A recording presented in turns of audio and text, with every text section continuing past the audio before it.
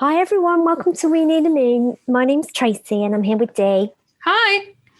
And today we are going to do a podcast episode on crystals, crystal healing, gemstones, tumbler stones, precious stones. What do you like to call them, Dee? My favourite rocks.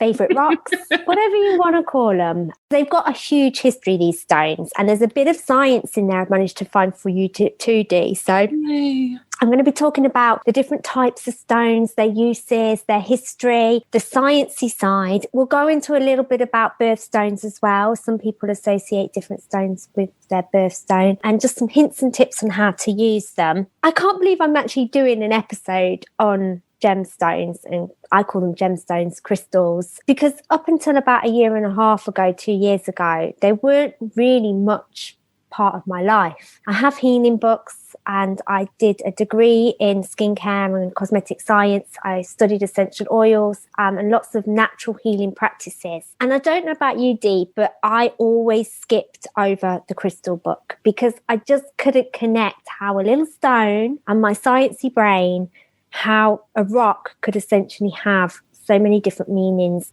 physically, emotionally, spiritually. I just didn't get how it worked. Yeah, I definitely have been getting more into it as I get older. And it has a special place in my heart because we bonded over crystals, because you were selling some gorgeous jewelry, and you still do, in your shop. And we were talking about the different meanings of the different stones. And that's how we kind of got talking, isn't it? It is. Dee helped me label all the jewelry in my shop and taught me through all the different meanings and gradually helped me build my love and bond for them. But what's really interesting is that subconsciously there was something different going on with me, because I looked in my jewelry box, Dee, and found that I own quite a lot of gemstones, crystals and jewelry, not just in the jewelry form, but in their natural form too, and clearly have some sort of association with them because I was selling them in my shop. They had descriptions. There was more to it than I actually understood. Yeah. I've done a little bit of research, Dee, into when these stones were used. When did we first discover crystals and when were they used for healing? Because they are an ancient practice. They're seen today. We use them in Reiki. We use them around our home for cleansing. We use them for balancing the body. We use them in yoga for our chakras. We use them for all sorts of practices. But in the olden days, they were a big part of healing too. Can you have a guess at when these stones were first mined, when humans were first seen to be mining and using them? Because I was quite shocked. I'm going to say, because it usually is the right answer, ancient Egyptians. Ancient Egyptians. I don't know about the Egyptian timeline, but the UK timeline was around the time of Stonehenge. Oh, I think that was around about the same. Around that time, do you reckon? My history is terrible. But a very, very long time ago, humans started to mine these stones. Our ancestors used them and gathered them from the earth for all sorts of practices. But you can see throughout the history books, even up until today, like they've been used a lot in jewelry as a mark of sort of how affluent you are. The Queen has them in her crown. There's a lot of ancient different meanings to why we use them and the value of them to different people. If you think of jewelry, you think of maybe engagement rings and diamonds. Why do we give such expensive looking stones to people? And what's their symbol and where did this start? The reason I've looked up here is that stones are valuable because they're considered rare, and with their rarity is that they're precious. So that's why we start to give like engagement rings with diamonds, because of their value. So yeah, I wanted to just start from the very beginning really of what do these little stones mean to us? I just wanted to have a little bit of fun and go back to the very basics of having a think about what stones do you currently have in your life? Where have you incorporated them? And what they mean to you? So have a little note of like your favourite stones, but also have a think about what was your first bit of jewellery? Did it have a gemstone in it or a precious stone? We call these gemstones or precious stones because they have that kind of faceted sparkle. But essentially, whether it be a gemstone or a natural tumbler crystal stone, they're all from the earth, they're all natural. They all have meaning and they all have energy. So have a think of, like I say, is it a piece of jewellery? What was your first piece of jewellery? Is there something in your family that's been passed along that's an heirloom? Is there a tradition that you have? Perhaps there's an unlucky stone. My unlucky stone is opal. My grandma didn't like it, and it's been passed from my grandma to my mum to me that we don't have opal in our family. Couldn't tell you why, but it's intuition. Is there something you're drawn to? What you got, Dee? Okay, so first I scribbled down turquoise, malachite, and lapis, and garnet, because you were talking about things that are handed down and stuff. And those are stones that are really common in Arab culture and Palestinian jewelry and stuff. So a lot of the jewelry that I got handed down from my aunt and my grandmother, who both had just really nice taste in jewelry and really lovely pieces. And I've been handed them, I've been handed down a few. And so I remember, like, in particular, turquoise was one of my favorite stones. And turquoise has got so much meaning in so many different cultures, doesn't it? It's like very turquoise spiritual. Has a huge history. They carried it in battle. I think it's the Battle of Hastings. It was taken to battle as a positivity charm in the hope that maybe their enemy would just not attack them, maybe. I can't hurt that person. Look at his turquoise. They've got turquoise. They're a nice person. And it's like a very spiritual stone in Native American culture and stuff. So it's got loads of different meanings, doesn't it? Those are the ones I kind of grew up with, which makes me sound very, very privileged, doesn't it? Nice, though, that you've grown up with them. And also there's quite a lot of birthstones there as well, which I'll go into later. But turquoise is December's birthstone. Did you say garnet? Garnet. Is January. Yeah. You also asked where they are. Where are they not is probably an easier... So got them in jewelry, obviously, in my bra. I think you have problem with your washing machine, don't you? And it's a suspected crystal obstruction. Yeah, lodged in the pipe somewhere. Yeah, so like on my desk, on my altar, by my doors. So like kind of wherever I go, they're there in different. And I bet most of that is based on intuition as well, isn't it? You dot them around, move them around to what feels good and what looks pretty or what you feel comfortable with. And that's kind of how crystal healing works, really. I say there's no rights or wrongs. There are a few things that you shouldn't do, which again I'll go into, but generally, like, a lot of this is based on intuition and what you're attracted to. I've noted here, like, magpies are attracted to sparkly things. Maybe we are too. And also the thought of, I'm a big believer that sometimes when you get a food craving, like if I'm falling sick, I will start to crave drinking orange juice. And I feel like that's my body's way of saying you need vitamin C. Well, like how people who are mineral deficient start eating soil, like their body tells them to start licking the walls or eating soil. Would it be crazy to think that our bodies are drawn to stones also that we need? I'm listening. Dot them around your house. Use them as healing tools for your meditation practice. You will see Reiki practitioners use them to balance energies in the body. I put here as well, like you can use them to balance energies in the mind and the spirit. You can use them for cleansing. Am I missing anything here, Dee? Put them around your bath? Put them around your bath, yeah. Use them for protection. Use them just to look pretty as well as jewelry. Not everything has to have a deeper, significant spiritual meaning. No. You just choose that bit of jewelry because it looks pretty and it goes with your outfit. Exactly. At the end of the day, if you see these little stones as energy, and each one has a different type of energy, using them around the house to balance that energy, or yourself or another person to protect yourself, or for healing practice, makes a lot more sense, right? Just like you'd use essential oils for burning or for massage, or, like I say, the food that you eat that you crave or you need. To the sciencey stuff. Pens at the ready.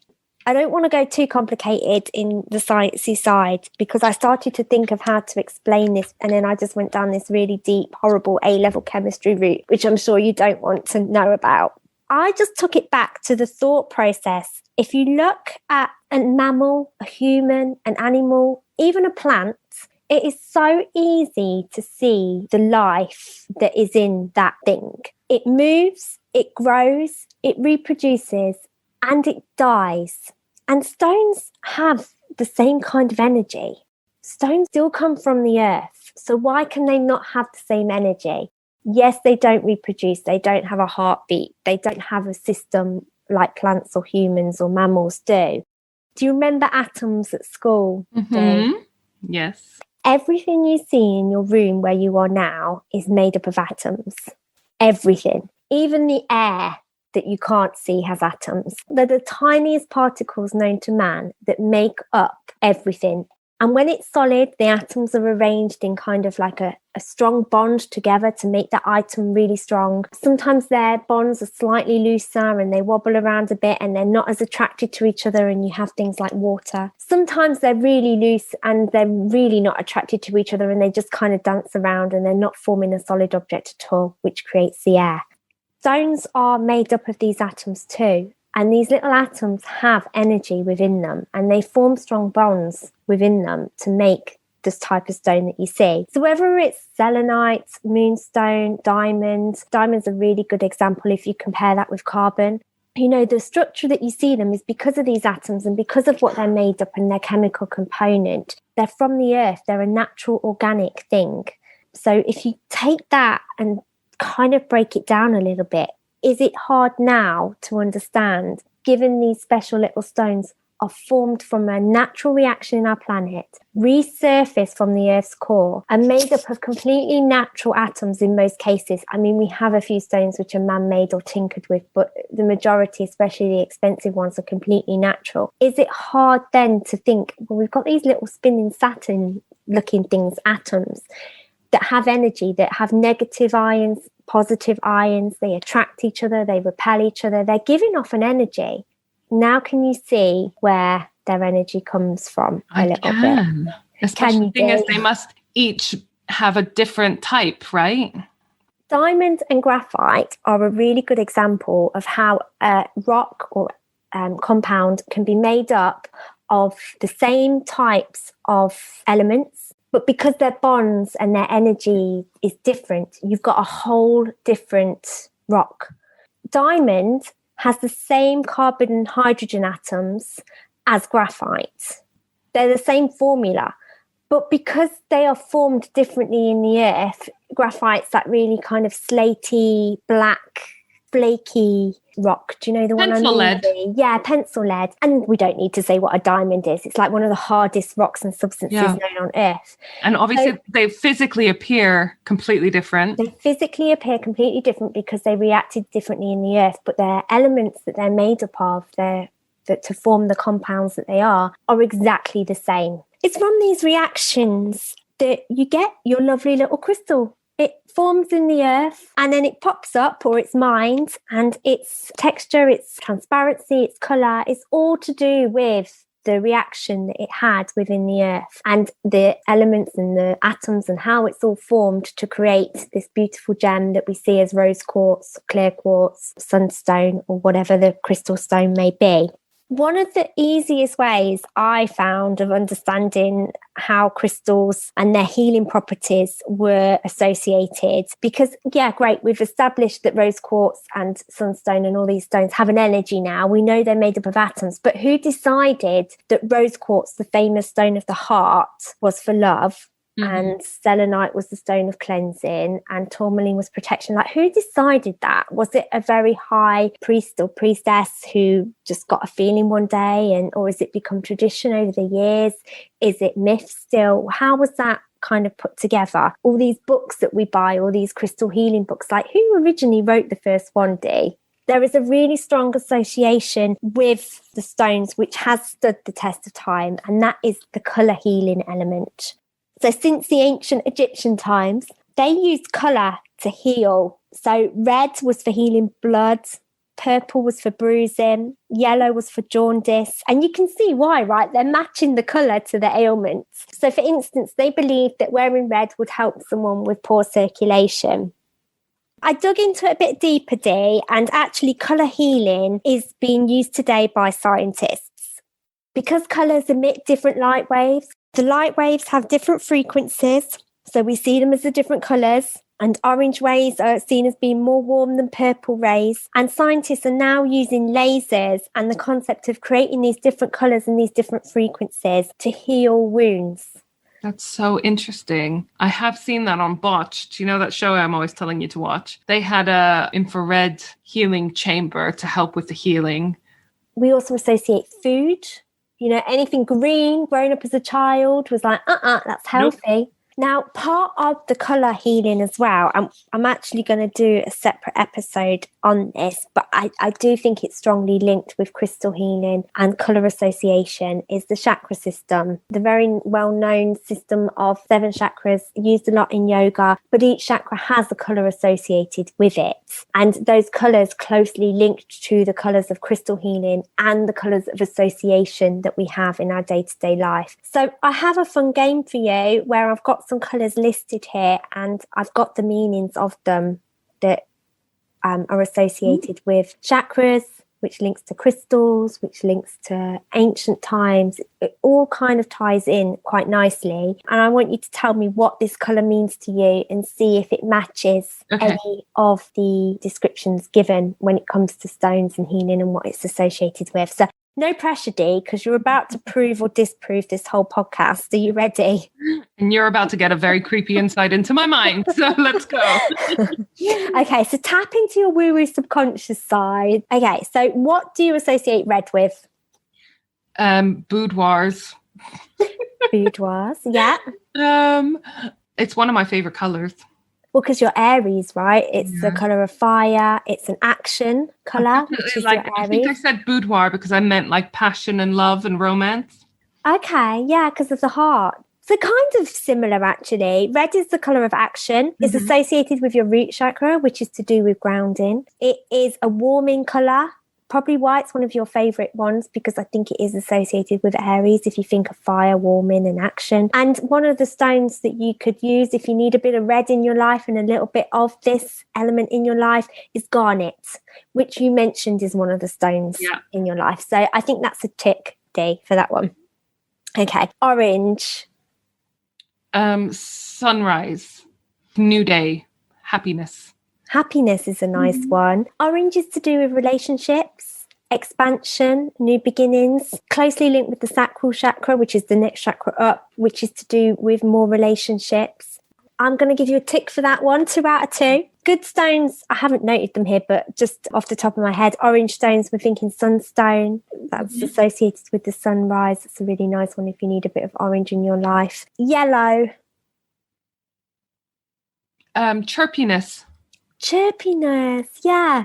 Well, I've noted here if you need yellow in your life, citrine, stone of happiness. Dee mentioned yellow, not to have it, you've got it with you, good. Yes, not to have it in the bedroom as a colour. And that's because it's associated with mental alertness. And it's to do with the solar plexus chakra. So we're working up through the chakras here as well, which is kind of your confidence as well, all sorts of things associated with that chakra, which we will go into in another episode. And that's your gut, isn't it? Like trusting your gut and your instinct. It's that chakra. Yeah, I would associate that one as well, maybe the closest with my ego, which is the one I struggle with. Yeah, it's that balance of heart over head a little bit. Light green, Dee. Now, this is a tricky one. Spring, I was going to say. Yeah, like nature and outdoors. You'd think, for those of you that do yoga, you might have guessed this. It's to do with the heart. Yeah. Green is the colour of the heart chakra. Even though we strongly associate rose quartz with the heart, it's the one and only stone. Rose quartz is pink. The rest of the stones really for the heart are tending to be green. So stones like peridot are good for the heart. If you want refreshing, light green's refreshing and spontaneous. But we also have dark green or a rich green like emerald, which is for harmonizing and love. So turquoise, Dee. Well, I was going to say communication because I think it's the throat chakra, but I think that I'm just saying that because now I know we're doing chakras. Ah, so you found a cheat. I'm working my way through. We're still on the heart chakra, actually. Are we? Okay. But I think we're in between the throat and the heart a little bit. For protection, we mentioned before about taking it into battle, and for strength as well. And also for pretty. For pretty, yeah. There's so many people who are attracted to turquoise in my shop. It's my best selling stone. It's a good all-rounder, so it must be a good balancer. Yeah. And just reading and learning that it's closely linked to this kind of middle chakra, this middle area of the body, makes a lot of sense. And we'll go into that in the special episode based on chakras. But the heart links your lower chakras to your upper ones. It's the balancer, it's the middle, it's the core, it's your soul. So it's kind of interesting that there's different shades for this area, depending on if you need harmonization, strength, or a refresh. Okay, next one, pale blue. It makes me think of being light and airy. Yeah. Air, communication, throat. And dark blue is intuition, connecting with the third eye. So we're going up now from the throat chakra to the third eye chakra, which is the point in between your eyes. Dark blue, a very well-known stone, is lapis lazuli. It's a really good one for developing intuition. You know, it's that kind of association with the third eye and getting to know a bit more of your subconscious. Violet. My first response in my head was Parma violets, old ladies. Old ladies.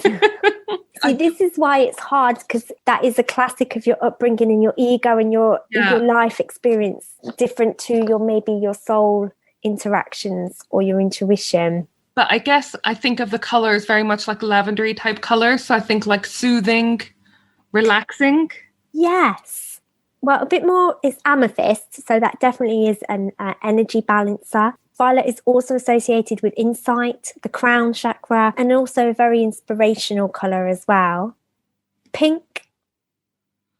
Oh, that makes me think of happiness. Happiness. Yeah, the heart, rose quartz, unconditional love and release. Nice associations with pink. White. Technically not really a colour if you went to school and they taught you that, but counts in this instance. Well, obviously it's culturally and historically the purity and innocence and stuff, isn't it? It's why brides wear white, because they're virgins, obviously. So is that it? Yeah, it's kind of healing energy, a calm energy. I've noted here universal energy. There's stones like howlite, which have a natural calming kind of angelic feel. I love howlite. It's so nice, isn't it? It reminds me of angels. You think of angels when you think of white or white feathers. And then black. Well, I'm really putting Dee on the spot here. By the way, you can probably tell she doesn't get briefed on anything I'm going to throw at her. Yeah, but what I do is I just take out all the pauses, so it makes it sound like I'm super on it and on the ball. So I know a lot of people have negative connotations about black, and I'm actually scared of the dark, but I love black in terms of clothing and jewelry and makeup and everything. So I'm going to say gloomth. Gloomth? Have you made up a word? No, I haven't. But you know how we live near Strawberry Hill House? Yeah. It was owned by Walpole. Henry Walpole. It was owned by Walpole, who was an author, but who was more famous for being like friends with all of the Bram Stoker and stuff like that. It's like every room is done in a completely different wacky style. But apparently the interior, he'd said that he was aiming for gloomth, which is his word, kind of like jeggings are jeans and leggings, but this is like hundreds of years ago. Gloomth was gloomy warmth. Gloomy warmth. Which I love. I was like, that's literally my vibe, gloomy warmth. It is a good word. It is. So black makes me think of gloomth. Gloomy warmth. No, sorry, that's not on my list. But we should change it, I think. The black is a universal, universal mystery. So it's a very mysterious colour. It's also a visioning colour. It's also a protection colour. So stones like tourmaline or black obsidian or patchouli, they're all very dark black stones and they have very similar meanings, and they're all to do with kind of witches are associated with wearing black, and gloomf is dark and mysterious. Did you say with a warming vibe? Yeah, gloomth. Yeah. It's a gloomy warmth. So it makes me think of like cozy. Yeah. Almost like I'm picturing that room, and it's going to be like, it's not quite black, like a very dark grey. And there's a fireplace and comfy sofas. Yeah, right? We should go visit there. I'd love to see the gloomf room. And my last one, Dee, you'll be relieved to know, is brown. It makes me think of like nature. I was fine. You were going to say poo. Brow with it. Yes, nature. But yeah, a very natural, earthy, grounding vibe. Yeah, exactly. So it's associated again with the root chakra. It's about grounding and being rooted and nature and feeling the earth. So we do have an association of colour and these things. And whether that is because we're brought up with them, our experiences with them, or it's in the subconscious vibe. There are certain things which have been carried through. Like you say, black is witchy, which is also mysterious. Pink is associated with love and the heart, which matches perfectly what the stones are and their meanings as well. So, you know, if you ever want to get into your stone healing or try it, my suggestion is to maybe not grab the massive book or Google the stone meanings, because you'll find so much out there and some of it will conflict and you'll get very confused about this stone does this, but then someone else says it does that. And there's also like the physical healing compared to the emotional healing, which is then the spiritual healing. I would really advise to just start with the colours and their meaning of what they mean to you. And a lot of people who are buying stones from my shop, I tell them to just like pause for a moment, not think about it. Sometimes don't read the descriptions and just see which one catches their eye. I had a little boy come in who wanted to buy one for his mum. Aww. And I told him to think of his mum and close his eyes and hold that picture of her.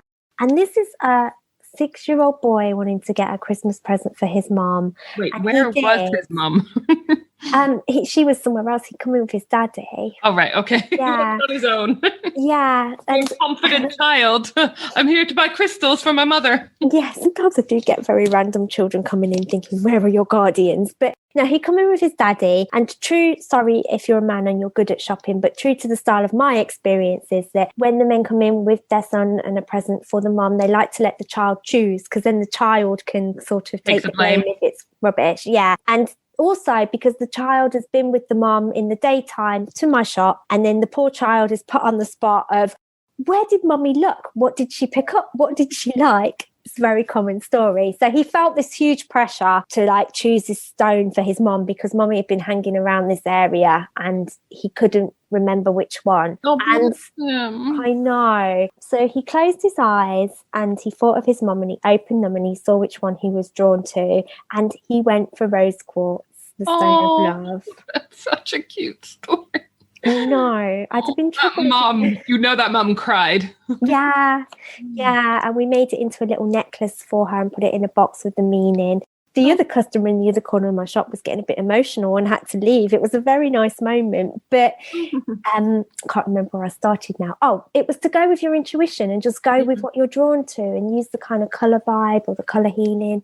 Yeah, if you pick up a dictionary of crystals and try to memorize everything, you're going to get overwhelmed, aren't you? Whereas if you go by like learning one stone at a time as you're drawn to it, that's quite fun. And for me, I've always had more luck just going and having a little look and picking one what falls into your life, hey? Well, that leads me to the other discussion of where do you buy your crystals? I think it's important to get your crystals from a reputable source where they've been stored nicely. There's a lot of unethical mining, isn't there? Unethical mining. Sometimes you don't get what you think you're going to get on the internet. Poor Michael at Christmas, I put on my list one that I wanted because like you do, sometimes I wake up thinking I need this and I go through my book, my index, or I see what pops out. And there was one particular one that I just Dumburite, I can't pronounce it, which I'd never seen or heard of before, but I just decided I really wanted it. Don't even know its meaning, but just kind of felt that was the one for me. So he had it on the Christmas list to get me. He ordered it from Etsy and this horrible bit of plastic with a scabby end came. Oh, God. And bless him, he's not an expert, but he showed it me and said, is this right? And I was like, what is that? It's not even real. Yeah. Funny / terrible. Yeah. Naughty Etsy seller. Yeah, very naughty. I won't mention the name because maybe it was a mistake, but this is why you have to be careful because sometimes you're not even getting what you're being sold. Like you said, there's a lot of man-made versions of stones and some of them have their own meanings, like opalite. Some people use opalite instead of opal and it's got its own distinct meaning. But there's a lot of people that make artificial versions and sell it as the real thing. And that's not cool. Okay, so you've got your crystals. Well, you've decided on your crystals. You purchased them from a reputable source. Now is the time to then cleanse them. So they picked up energy, like I say, from wherever they've been. Hopefully it's a good energy. But it's always a good practice to clean them and also to clean them regularly as well. And you might have heard us talking on some of our other podcasts about us cleansing our crystals on a full moon. And we've also talked about cleansing in terms of tarot decks. Yes, we did. The suggestion is to wash your crystals. If you have water you've left out under the full moon, great. We call it moon water. You can just use like natural distilled water as well. I'm actually really naughty. I use tap water, but it does them no harm because I feel like it's the intention of cleaning them that's more important. Don't wash your porous crystals like selenite. So just double check first if they are water soluble because you don't want them to fizz and dissolve. That's one to mention that is not water friendly. Most of them are though. So you can give them a little wash. The ones that you can't wash or you need a little bit extra, you can smudge them with your incense. White sage is a great one for clearing old energy. You can also set intentions on your crystals and meditate with them. Dee and I did a course on protection where you can create a crystal bag, visualize what you need it to do for you, pop crystals together in a bag, smudge them, meditate, visualize. It's all about setting your intentions on what you want that crystal to do.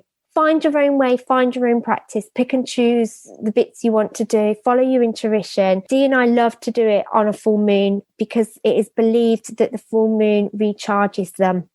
We just love doing everything on a full moon, don't we? Yeah. Very busy time for us. It is a very busy time. The list just gets longer. Okay, so you've bought them and you've cleansed them, you've programmed them, where to use them.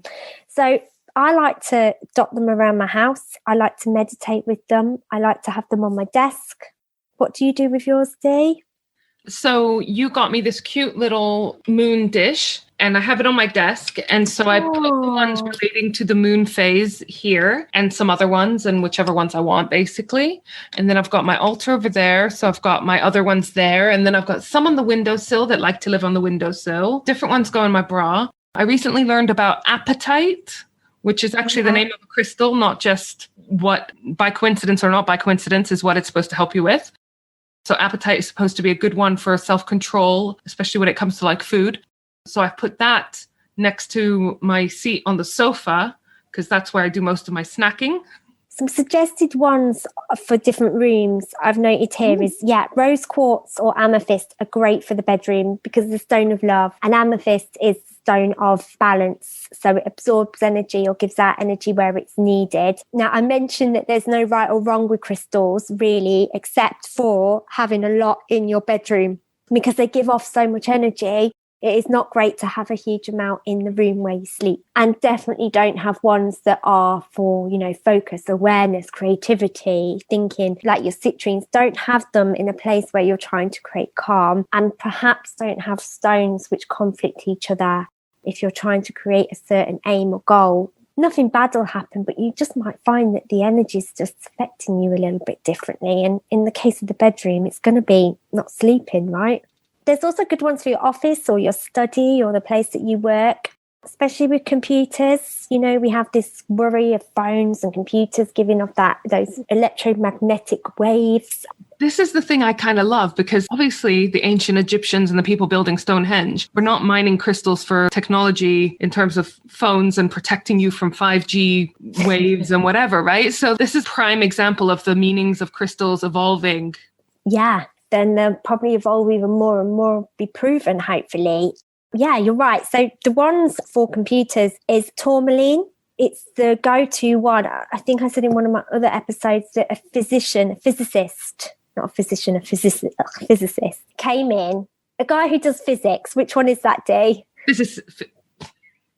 Like Sheldon off The Big Bang. Sheldon. Yeah. Sheldon came into my shop and asked for tourmaline because it protected against these electromagnetic waves. If he wanted it for that, I'm sold, Dee. Tourmaline's the black stone as well. So we mentioned before it's good for protection. Hematite is good for concentration, good for grounding, good to have by your feet. Amethyst, again, for that energy balance, so absorbing and giving where it's needed because we want to create an area of calm but also focus and concentration. Okay, so the living room. Now, I've written here, the living room is quite a personal space. So everyone's use of a living room is very different. For some, it's a family room with a lot of chaos and happiness and activities. For some, it's a go-to place in the evenings to just chill out and watch TV. I eat in my living room as well. Some people have open plan living room kitchen areas. So I think living rooms are very special places, very communal places. For other people as well, it might be the area where you have an altar.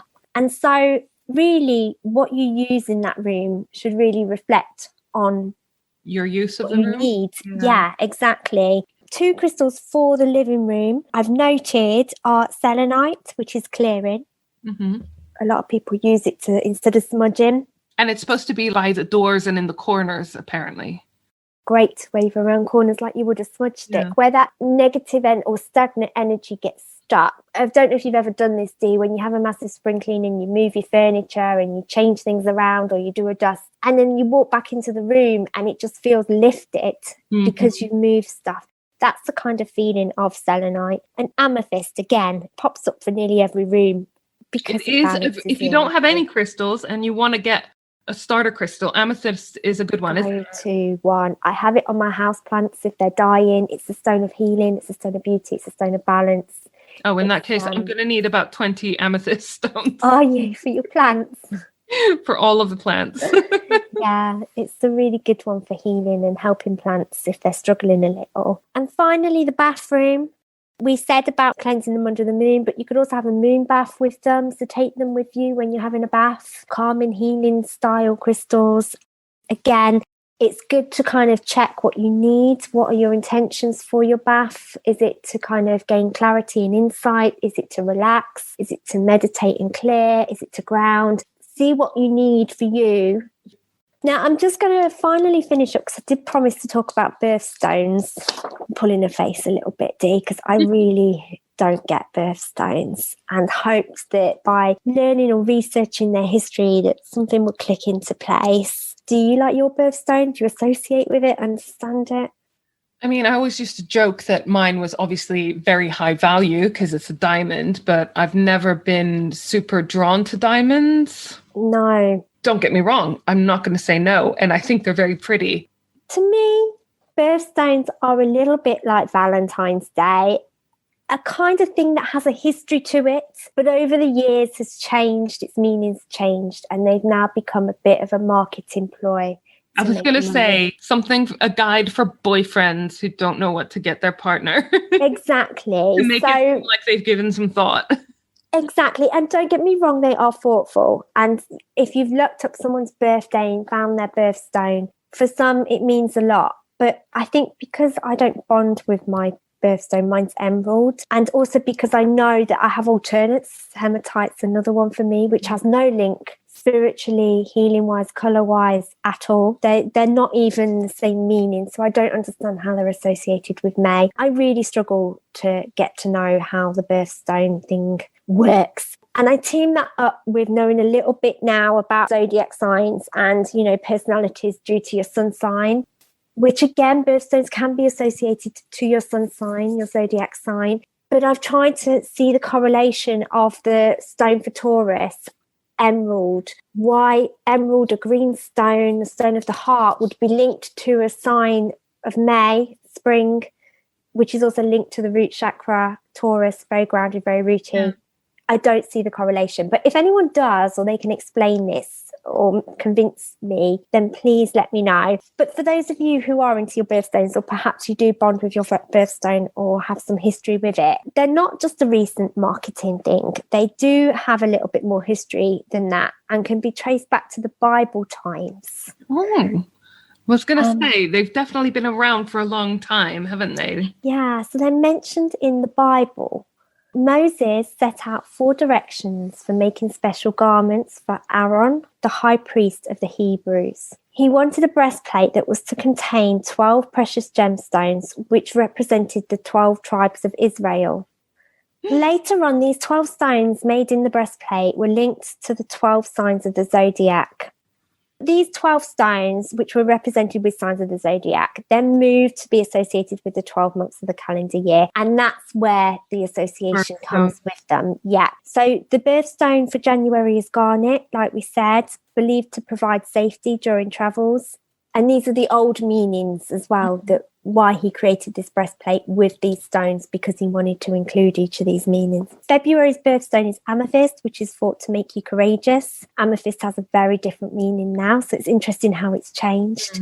March is aquamarine, which is associated with healing. April is diamond, which is associated with love. So May is emerald, and emerald is associated with love, which we said earlier, the green stone, love. June is pearl, and they're a symbol of purity. July is ruby. Sorry, can we just go back to pearl being a sign of purity? Isn't that weird? Because it's made from an impurity in the oyster. It is, isn't it? At us on Twitter and tell us what you were thinking. Yes, please do, Moses. July is ruby, and ruby is said to ward off evil. August is the stone peridot, which is symbolising strength, also known as the evening emerald. September is sapphire. Lucky September. I always think April and September, you lucky gits, like the expensive ones. Yeah, no one's buying us our birthstone. No one's buying us diamonds. They're like, oh, wouldn't it be nice to get her birthstone? Oh, she's diamond. Fuck that. Let's get her bouquet of flowers from the garage. I do think the colours of these go with the seasons a little bit as well, which goes down to the marketing thing, but don't get me down that road. So yeah, sapphire wards again against evil, especially poisoning D. Oh, good. Good to know. October is opal, which represents faithfulness and confidence. November is topaz, which is associated with love and affection. And finally, December is turquoise, which we mentioned before, which is thought to symbolise luck and success. Which is probably why it was taken in battle. So don't get me wrong, I don't know what you think, Dee, but there seems to be things in there which we've picked and moved forward with our stone healing. And then there's things which make no sense at all. Well, you might read about your birthstone and think, yeah, I love that. That's what I need. That's what I want. In which case, great. Exactly. There's no right or wrongs. Yeah, so that is my chat on crystals. I hope it's added some more info and insight. I really hope that you like the sciencey bit, Dee. I wanted to ask if there was ever a crystal that you came across that you didn't like or that you felt bad vibes from. There is one which I can't even stand to be in the same room as, which is Moldavite. It's one of the few stones which isn't from Earth. It landed from an asteroid in the Ukraine, so it's from space. So it's kind of like an alien-looking stone. Is all Moldavite from that one asteroid? Yeah. So an asteroid landed in the Ukraine. Don't quote me on it, but the majority of it is from there, which is why it's so expensive and so rare. So I went and bought some from Charlie's Rock Shop, very much like I do. I go there on a mission. You could spend a long time in there seeing what you're attracted to, but you could spend a fortune in there and spend days in there. Well, I came out with Moldavite not because I was attracted to it, but I just had this vision that I needed it for a friend and got this little sliver, got home, didn't feel very well. The next day I had such a funny turn. It was from having this stone. It wasn't even a stone, it's like a sliver of, and I thought it's bothering me. So I put it in the garden shed, out of sight and out of mind, and I just felt so much better. I nearly called an ambulance because I was spinning, Dee. I was really spinning. I wasn't sure if I was on a stroke or a panic attack or a funny turn. My heart was pounding. I'd never felt so woozy and weird because of that stone. And the weird thing is that when I went to get it from my friend, it had gone. I don't know where it's gone. And it's not like one of those things where you put it in a safe place and forget where you put it, because I knew exactly where I put it because it was bothering me so much. Can I tell you my favourite stone that I touched? Yes, we didn't do favourites, did we? What's your favourite? Well, this is the favourite stone that I touched. Was when I went, my parents lived in Washington, D.C. for a bit, and I went to go visit them. And there's one of the Smithsonian museums is the Space Museum. And we went there, and they have a piece of the moon that you are able to touch. Oh my goodness, how special. And I spent ages just touching this rock. And like, I was there with my mum and my sister, and I was telling them, like, this is a piece of the actual moon I'm touching. So cool, Dee. It's really cool. I was like, how is there not a line of people behind me? How old were you? Oh, 27.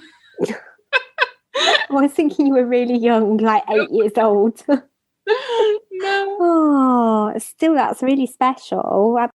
That was our episode on crystals. I feel like I've learned so much, and I'm so excited about sort of continuing my crystal journey. In our lunar planner, we've got loads of information, right, about different crystals for different moods. We do, different functions and stuff. And we've got loads of information about that on our website. Most of the crystals that we've mentioned about, apart from like sapphires and diamonds, we sell on our shop. With their descriptions as well. We do give a little taster of the crystal's energy, don't we, to help guide.